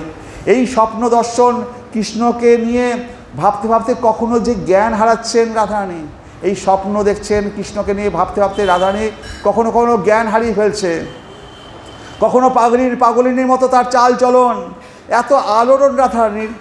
সখীরা বললেন, না, রাধারানী যে এত আলোড়ন শরীরের মধ্যে, কখনো কোনো জ্ঞান হারাচ্ছে, কখনো কোনো মূর্ছিত হয়ে যাচ্ছে, তো এটাকে বন্ধ করা দরকার। তো কি করবে? বিশাখা সখী ঠিক করলেন যে ওই যে কৃষ্ণ বনের মধ্যে বৃন্দাবনের মাঠে যখন গরু চড়াতে আসে, কৃষ্ণের যদি একটা চিত্রপট ছবি এঁকে রাধারানীকে দেখায়, তাহলে পরে এই চিত্রের যে অবস্থাটা সেটা হয়তো কমবে। রাধারানী বিশাখা সখী তার কাগজ কলম, ছবি আঁকার যন্ত্রপাতি, তুলি নিয়ে গেছেন, রং তুলি নিয়ে গেছেন। তো বনের মধ্যে সেই মাঠে কৃষ্ণ গরু বাছুর ওখানে করছেন, ছেড়ে দিয়ে দাঁড়িয়ে আছেন বলরামের কাঁধে হাত দিয়ে। তো বিশাখা সখী কৃষ্ণের ছবি আঁকতে গেছেন। ছবি আঁকতে গিয়ে বিশাখা সখীর তুলি আর নড়ছে না। কাকে আঁকবে? ওই রকম রূপমাধুরী তো আঁকার মতো তুলির ক্ষমতা নেই। বিশাখা বারবার চেষ্টা করছে কিন্তু পারছে না, কেঁদে ফেলছে বিশাখা, এই রূপমাধুরী আমি কি করে তুলিতে আঁকবো? লাস্টে কাঁদতে কাঁদতে বলছে, হে কৃষ্ণ, তুমি যদি নিজে এসে আমার তুলিতে ধরা দাও, তুমি যদি নিজে এসে চিত্রপটে নিজেকে প্রকাশ না করো, আমার পক্ষে তো আঁকা সম্ভব নয়। হে কৃষ্ণ, কৃপা করো, তোমার কৃপা ছাড়া আমি এই ছবি তো আঁকতে পারবো না। তাহলে হে মাধব, তুমি তো জানো না তোমার প্রিয় তোমার কি অবস্থা, দয়া করে তুমি স্বয়ং চিত্তে এসে উদিত হও, তাহলেই সম্ভব, আমার পক্ষে এই যে অসম্ভব। তারপরে চিত্র অঙ্কন হলো, অবশেষে চিত্র অঙ্কন হলো, নিয়ে গেলেন রাধারানীর কাছে। নাম তখন রাধারানীকে বলছে বিশাখা সখী, নাম শুনে আর বাঁশি শুনিয়ায় রাধারানীর বিকল অবস্থা। বিশাখা সখী বললেন, অনেক হয়েছে, তোমার এই নাম শুনে আর এই বাঁশি শুনে তোমার যে অবস্থাটা সেটা আমরা বুঝতে পেরেছি, এবারে সব ছাড়ো তো, এবার এই চিত্রটা দেখো, এই দিচ্ছি, এই চিত্রটা দেখো, এটা দেখে তুমি মনকে শান্ত করো। রাধারানী যখন কৃষ্ণের ছবিটা দেখলেন, দেখে তার যে মনের অবস্থা আরও শতগুণ বেড়ে গেল, তার মূর্ছা যাওয়া কমবে কি? বিশাখা সখী ছবিটাই নিয়ে এসছেন, দেখো, তোমাকে আর এই কৃষ্ণ নাম শুনে আর ওই মুরলীর ধ্বনি শুনে তোমাকে এত কিছু করতে হবে না, এই ছবি দেখো আর শান্ত হয়ে তো বসো। সেটা দেখে কৃষ্ণের ছবিটা বুকে নিয়ে রাধারানী আরও পাগলিনীর মতো হয়ে গেলেন, আরও যেন কান্নাকাটি। তেমনই সেই উন্মাদনা বেড়ে গেল শতগুণ। সান্ত্বনা দেওয়া তো দূরের কথা, সেই উন্মাদনা পাগলির ভাব মানে এমন বেড়ে গেল যে সাক্ষাৎ দর্শন ছাড়া জীবন রাখাই এখন দায়, জীবন যে আর বাঁচে না, যে এখন সাক্ষাৎ কৃষ্ণের দর্শন ছাড়া এই রাধারানীকে আর বাঁচিয়ে রাখা সম্ভব নয়। এখন কি করে এই রাধারানীর সাথে কৃষ্ণ দর্শন করাবে? কিরূপ দেখিলু মধুর মরতি পিরতি রসের সার, হেন লয় মানে এ তিন ভুবনে তুলনা নাহি তার, বড় বিনোদিয়া চূড়ার টালনী কপালে চন্দন চাঁদ, যিনি বিধুরব বদন সুন্দর ভুবন মোহন ফাদ, নব জলধর রসে ঢর বরণ চিকন কালা, অঙ্গের ভূষণ রজত কাঞ্চন মণি মুকতার মালা, জোড়া ভুরু যেন কামের কামান কেন কইল নিরমান, তরল নয়নে 13 ছাউনি বিষম কুসুমবান। হরে কৃষ্ণ। তো এক অদ্ভুত রূপ দর্শন করছেন রাধারানী। রাধারানীর ভিতরে 10টি দশার সাত্ত্বিক বিকার উদয় হতে থাকে। দৈবাৎ যদি আকাশে এক খণ্ড কৃষ্ণবর্ণ মেঘ ভেসে বেড়ায়, তাহলে কি হচ্ছে? তো দৃষ্টে তম পরিরুদ্ধ মুৎসুক মতি পক্ষ দই নিচ্ছতি। রাধারানী যাবেন সেই মেঘের কাছে, মেঘ একটা কৃষ্ণবর্ণের মেঘ উড়ে যাচ্ছে, রাধারানী বলছে আমি মেঘের কাছে যাব। বলছেন, সখী আমার পিঠে 2টো পাখা বেঁধে দে না, পাখা নিয়েই তো আকাশে ওড়ে, তাই আমার 2টো পাখা বেঁধে দাও, আমি ওই আকাশে কৃষ্ণবর্ণ মেঘের কাছে উড়ে যেতে চাই। পক্ষী দহি মিচ্ছতি, 2টি পাখার ইচ্ছা প্রকাশ করছে রাধারানী। কৃষ্ণময়ী কৃষ্ণ যার ভিতর বাহিরে, যাহা যাহা নেত্র পড়ে তাহা কৃষ্ণ স্ফুরে। তো তো রাধারানীর এমন অবস্থা, যাহা যাহা নৃত্য পড়ে তাহা তাহা কৃষ্ণ স্মরে, সেখানে তিনি কৃষ্ণকে দেখতে পাচ্ছেন। কখনো মানে সেই তমাল বৃক্ষকে কৃষ্ণের মতো দেখে তাকে জড়িয়ে ধরছেন, কখনো মেঘকে দেখে ছুটে যেতে চাইছে কি রাধারানী, মেঘের কাছে উড়ে যাবে। রাধারানী সর্বদা মেঘের দিকে চেয়ে থাকেন অপলক নয়নে। ভোজনের রুচি নেই, যোগিনীর মতো রাঙা বাস পরে আছেন, গৈরিক বসন পরিধান করেন। কখনো যোগিনী, কখনো বা বিয়োগিনী, আবার কখনো বা উন্মাদিনী, পাগলিনী। কেশ বন্ধন খুলে ফেলেছে, কেশটা তো কালো রঙের, কেশটাকে দিকে তাকিয়ে আছে কৃষ্ণবর্ণ, সামনের দিকে স্কুলে সামনের দিকে সেই ঘন কৃষ্ণবর্ণ চুলগুলিকে দেখতে থাকেন অপলক নেত্রে। সখীগণও বুঝতে পারছেন না রাধারানীর মনের অবস্থা কি। এই যে বিরহ পীড়া, বাইরে বিষের মতো জ্বালার, অন্তরে অমৃতের স্রোত ছুটছে, জয়ছে দধি সীতা ঘৃত মরিচ কর্পূর, মিলনে রসালো হয় অমৃত মধুর। রাধার কি হইল অন্তরে ব্যথা, বসিয়া বিরলে থাকয়ে একলে, না শুনে কাহারও কথা, সদাই ধ্যানে চাহে মেঘপানে, না চলে নয়ন তারা।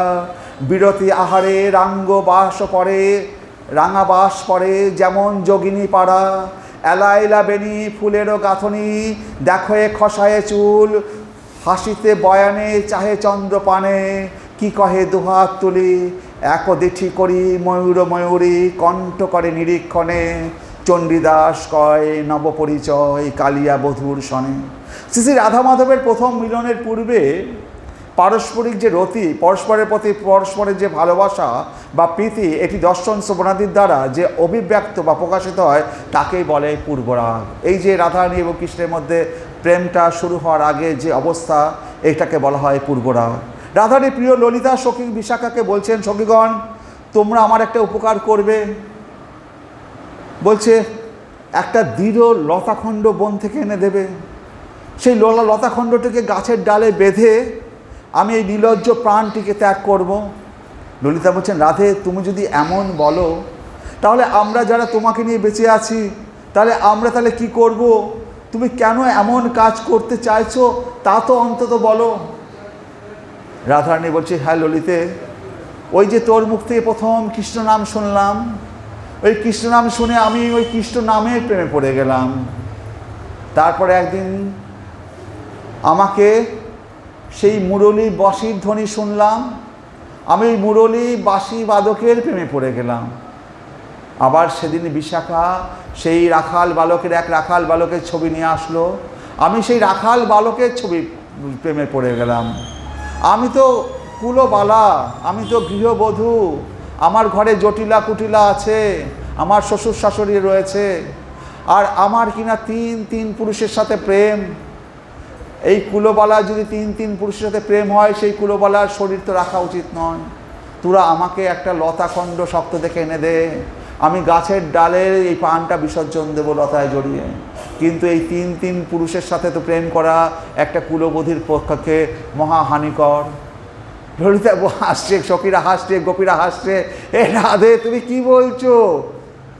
ওই যে যার কৃষ্ণ নাম শুনেছ, আর ওই যে গোবর্ধন পর্বত ধারণ করেছে, কালীয় দমন করেছে, ওই কৃষ্ণ যে মোহন মুরলী বাঁশি বাজাচ্ছে, ওই কৃষ্ণ সেই। আর যে মাঠে যে রাখাল বালকের ছবি নিয়ে এসছে বিশাখা, সেই কৃষ্ণ, সেই একই কৃষ্ণ, তিনজন কৃষ্ণ নয়। রাধারানী বললেন, হে রাধে, হরে কৃষ্ণ। রাধারানী বললেন, রাধে, হে ললিতে, হে বিশাখে, তোরা আমার জীবন বাঁচালি। আজকে যদি আমার তিন পুরুষের সাথে প্রেম হতো তাহলে পরে আমাকে জীবনটাই আমাকে ছেড়ে যেতে হতো। আজকে তোরা আমার জীবন বাঁচিয়ে দিয়েছিস, তো নইলে পরে আমার এই প্রাণটাই থাকছো না। সখীগণ শুনে সখীগণ হাসছেন, তারা বলছেন, দেখো রাধে, এই ব্রজমণ্ডলে একজনই গোবর্ধন তুলেছে, আর তোমার ভালোবাসাকে হরণও করতে পারে সেই কি একজনই, তিনি ব্রজেন্দ্র নন্দন। আর তুমি যার নাম শুনেছো, যার বাঁশি শুনেছো এবং যার চিত্রপট দেখে মোহিত হয়েছ, সে ওই একজনই। রাধারানী মনে মনে ভাবছেন, তাহলে জীবন রক্ষার আপাতত একটা উপায় হলো, যদি একজনই হন, মনে মনে ভাবছেন, তবুও তো কুলবালা আমি, অন্য পুরুষে কি রতি থাকা উচিত? অতএব যে কোনো উপায়ে তাকে ভুলতেই হবে। ভুলে যাওয়ার চেষ্টা করছেন, কিন্তু কিছুতেই সে ভুলতে পারছেন না।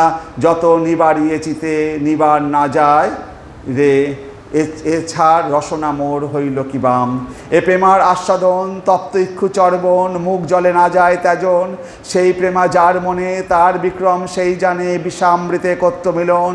এ প্রেমের আস্বাদন যে তপ্ত ইক্ষু চর্বণ, মুখ জলে জ্বালা হয় কিন্তু আস্বাদনটা ত্যাগ করা যায় না। তো আমরা যখন আখ খাই, আখ খেতে সময় মুখের এখানটা কেটে যায়, তবু কি আমরা আখ খাওয়াটা বন্ধ করতে পারি? মুখ জলে তবু এটা ত্যাগ করা যায় না। রাধে কেনই বা এমন হলো তোমার? তুমি তো এমনটা ছিলে না, কত সুন্দর বীণা বাজাতে, এখন কি হলো তোমার? ঘর আর বাহির এইভাবে দণ্ডে শতবার, বারে বারে আইসো আর যাও, একবার ঘরের বাহির আর একবার ঘরের ভিতর। তোমার মন উচাটন, তোমার প্রচণ্ড নিঃশ্বাস বায়ু বইছে, কেন সদা কদম্ব কাননে চাও? ওই কদম্ব কাননের দিকে চেয়ে থাকছো কেন? ওখানে কি আছে? রায় কেনে এমন হইল তোমার? তোমার দুর্জনে গুরুজনে কি ভয় নাই মনে? জটিলা কুটিলা তোমার ঘরে, তোমার মনে কি ভয় নাই তাদের জন্য? তোমার শরীর ও মনের যে অবস্থা, নিশ্চয়ই তোমার কোনো দেবতায় পেয়েছে। বলো বলো, নিশ্চয়ই কোনো তোমার দেবতায় পেয়েছে। রাধারানী বলছেন, হ্যাঁ সখী, একদিন এক যমুনায় গেছি, একা একা স্নান করছি, স্নান করে উঠেছি আর্দ্র বসন, দেখছি কিঞ্চিত দূরে একটা বৃক্ষের তলায় এক শ্যামল বর্ণ পুরুষোত্তম দাঁড়িয়ে আছে। দর্শন মাত্র আর নয়ন ফেরাতে পারি না, সেই আর্দ্র বসন অবস্থা নিজেকে একটু সংযত করে নিচ্ছি, দেখছি সে চলে গেছে। সখী বললেন, ওই নিশ্চয়ই সেই দেবতা, ওই দেবতাই তোমাকে পেয়ে বসেছে, তাই তোমার এই দশা। একবার চিন্তা করে দেখো, ওই এইরকম করা কি তোমার মতো মেয়ের সাজে? তুমি রাজার মেয়ে, রাজকুমারী, কিশোর বয়স তোমার, কিসের এই অভিলাষ? মনকে সংযত করে হৃদয়ে একটু ধৈর্য ধারণ করো। কেন কাউকে একটু দেখলেই কি এরকম করা উচ্চাটন করা উচিত? এরকম মনটা উচ্চাটন হওয়া উচিত কাউকে দেখলেই? এরকম লালসা তো ঠিক নয়।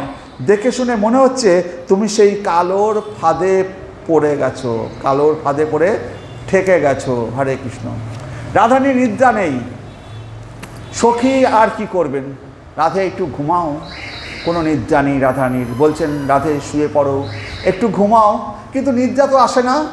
সখী বা কী করবেন? জেগেই থাকেন। বলছেন, মনটা স্থির করো, ঘুমো ঘুমো। রাধারানী বলছেন, সখী বিশাখে, একদিন এমনই ঘুমিয়ে পড়েছি, ঘুমিয়ে স্বপ্ন দেখছি একটা মরকত মণিনিন্দিত উজ্জ্বল কান্তি গলিত স্বর্ণের মতো উজ্জ্বল বসনধারী এক কিশোর স্বপ্নে এসে দেখা দিয়েছে আর কটাক্ষ করছে আমাকে। সখী, ওই কটাক্ষের সাথে আমার নিদ্রাটি চুরি করে নিয়ে গেল ওই স্বপ্নের তস্কর। ওই স্বপ্নের তস্কর আমার রাত্রিবেলায় ঘুমের মধ্যে এসেছিল, যার শরীরে মরকত মণির মতো উজ্জ্বল, পীত বসন পরিহিত। সে কী করলো? আমার ঘুমটাকে চুরি করে নিয়ে গেল তস্কর, স্বপ্নের তস্কর। তখন সখী ভাবছে, কী করলে একটু দেখা যায় কৃষ্ণকে? দিনের বেলায় কি তাকে এখানে আনা সম্ভব? এ তো সম্ভব নয়। আর রাধারানীকেই বা কীভাবে বনে নিয়ে যাব? এই প্রকার ভাবনা করছেন সখী বিশাখা। রাধারানী বলছেন যে ওতে হবে না। আমার যে কারণে নিদ্রা আসছে না, তার কারণটা আমি বলে দিচ্ছি। সেটা যদি হয় তাহলে পরে আমি আবার ঘুমাতে পারবো। একটা স্বপ্নের তস্কর এসে আমার নিদ্রাটিকে চুরি করে নিয়ে গেছে। সখী, একবার যদি আবার আমি ঘুমাতে পারি, যদি একদিন কোনো ক্রমে নিদ্রা আসে, তাহলে ওই তস্করও আসবে। তখন এই স্বপ্নে তস্করের কাছ থেকে আমি আমার নিদ্রাটি আমি ফিরিয়ে নিতে পারবো। সুতরাং সখী, কীভাবে একদিন ঘুমাবো তার উপায় বলে দাও। বিশাখা সখী বলছেন, দিনে দিনে ওই কৃষ্ণপক্ষে ও চন্দ্রের মতো শুকিয়ে যাচ্ছেন আমাদের রাধারানী। শুষ্ক হতে হতে হলো কি, রাধারানীর হাতের বলয়গুলি সব খসে খসে পড়ছে, দিনে দিনে শুকিয়ে যাচ্ছে দেহ। হাই সখী, কি হবে উপায়? ঘরের বাইরে দণ্ডে শতবার তিলে তিলে আসে যায়, মন উচাটন, নিঃশ্বাস প্রশ্বাস সঘন কদম্ব কাননে চায়। রায় এমন কেন বা হইল? গুরু দুর্জনে ভয় নাই মনে, কোথা বা কিবা দেবা পাইল? রাজার ঝিয়ারি বয়সে কিশোরী, তাহে কুলবতী বালা, কিবা অভিলাষে এড়াইলা আলালসে, বুঝিতে নারী এ ছলা। তাহার চরিতে হেন বুঝিছে চিত্তে, হাত বাড়াইলা চাঁদে। চণ্ডীদাস ঘনে করি তনু মনে, ঠেকেছে কালিয়া ফাঁদে। শ্রী নান্দিমুখী বলছেন পণ্যমাসী দেবীর কাছে, হে দেবী, মুনি ঋষিগণ বিষয় থেকে মনটিকে নিয়ে কৃষ্ণে লাগাবার জন্য শত শত চেষ্টা করে, কিন্তু পারেন না। আর আমাদের এই রাধারানী কিনা কৃষ্ণ থেকে মনটা সরিয়ে বিষয়ে লাগাবার চেষ্টা করছেন, কিন্তু পারছেন না, কারণ এই যে মহাভাবের মন কৃষ্ণে পেয়ে বসেছে। ওই সখী বললেন দেবতাই পেয়েছে। তাহলে মুনি ঋষিরা কী করে, কৃষ্ণের মনটাকে পাওয়ার জন্য সারা দিন রাত চেষ্টা করে, কৃষ্ণকে মনের মধ্যে গাঁথতে পারে না। আর রাধারানী বলছে, কৃষ্ণকে বলছে তুই একটু সরে যা, আমাকে একটু রান্না করতে দে, আমার যে সমস্ত রান্না উলট পালট হয়ে যাচ্ছে। তো রাধারানী কৃষ্ণকে মন থেকে সরাতে চাইছে, আর মনীষীরা কৃষ্ণকে পাওয়ার জন্য চেষ্টা করছে। পীড়াভিনব কালকুটকটুতা গর্বস্ব নির্বাসন নিঃসন্দন মুদা সুধা মধুরিমা অহংকর সংকোচন প্রেমা সুন্দরী নন্দ নন্দন পর জাগত্যে যশ্রান্তরে গায়ন্তে স্ফুটমস্য বক্র মধুরা সেনৈব বিক্রান্ত। এই যে কৃষ্ণ বিষয়ক প্রেম, এই প্রেম পীড়াভিনব কালকুটু কুটুতা গর্বস্ব নির্বাসন। একদিকে যেমন পীড়া অর্থাৎ দুঃখ এবং জ্বালাতে, নবকালকুটের যে কুটুতা বা তীব্রতা, সেই তীব্রতার যে গর্ব, সেই গর্বকেও নির্বাসিত করে দেয়। তো কালকুট সাপের বিষ আছে, কিন্তু কালকুট সাপের যে বাচ্চা, সেই বাচ্চা সাপের বিষ আরও ভয়ঙ্কর। কালকুট সাপ বড় সাপের যে বিষ, কিন্তু বাচ্চা সেই সাপ পীড়াভি নবকালকুট, নবনের বাচ্চা কালকুটের সেই বিষের বিষত্ব অনেক ভয়ঙ্কর। বলছে যে নিঃসন্দেহ মুদাং সুধা মধুরিয়া অহংকার সংকোচন, তার যে আস্বাদন মাধুরী, তাহা এই সুধা মধুরিয়া অহংকার সংকোচন, অমৃত আস্বাদনের যে একটা গর্ব বা অহংকার আছে, সেই গর্বটিকেও সংকুচিত করে দেয়। যুগপথ এইরূপ বিপুল দুঃখ বেদনা বা জ্বালা বা সুখ বা আনন্দের ভোগ হয় ভক্তের প্রেমিকের বা এই শ্রীকৃষ্ণ বিরহে।